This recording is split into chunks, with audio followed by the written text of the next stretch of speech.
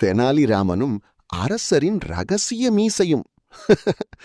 ஒரு நாள் விஜயநகர அரண்மனையில் பெரிய சபை நடந்து கொண்டிருந்தது.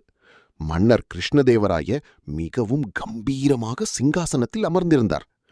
அப்போ திடீரென்று அரண்மனைக்குள் ஒரு பூனை ஓடி வந்து மன்னரின் மடியில் பாய்ந்து உட்கார்ந்தது. அதை பார்த்த அமைச்சர்கள் எல்லாம் சிரிப்பை அடக்கிக் கொண்டார்கள். ஆனா மன்னர் மட்டும் கோபமாக, யாராவது சிரிச்சா நாளை முதல் சம்பளம் கிடையாது. அவ்வளோதான், எல்லாரும் வாய பூட்டிக்கிட்டாங்க. ஆனா தெனாலிராமா மட்டும் சிரிப்பை அடக்க முடியாமல் முகத்தை திருப்பிக் கொண்டார். மன்னர் சந்தேகப்பட்டார். தெனாலிராமா, நீ ஏன் முகம் திருப்புற? தெனாலிராமன் உடனே, மன்னா, உங்களுடைய உங்களுடைய என்ன சொல்லு.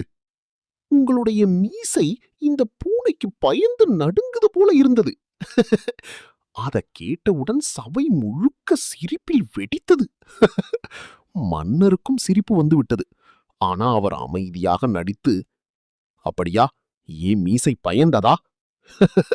தெனாலிராமன் சிரித்தபடி, ஆமாம் மன்னா, பூனை நினைச்சிருக்கும், இவ்வளவு பெரிய மீசை கொண்ட பூனைய நான் பார்த்ததே இல்ல. மன்னர் கூட வயிறு குழுங்க சிரித்தார். அந்த நாள் முதல் அரண்மனையில் யாராவது அதிக கம்பீரமாக நடந்தால், ஓஹோ, மீசை பூனை வருதே என்று எல்லாரும் கலாய்க்க ஆரம்பித்தார்கள். குழந்தைகளுக்கான நல்ல கருத்து: அதிக கோபத்தையும் சிரிப்பு கரைக்க முடியும். இந்த மாதிரி இன்னும் சூப்பரான தெனாலிராமன் கதைகள் வேண்டும்னா like, share, follow and subscribe பண்ணுங்க.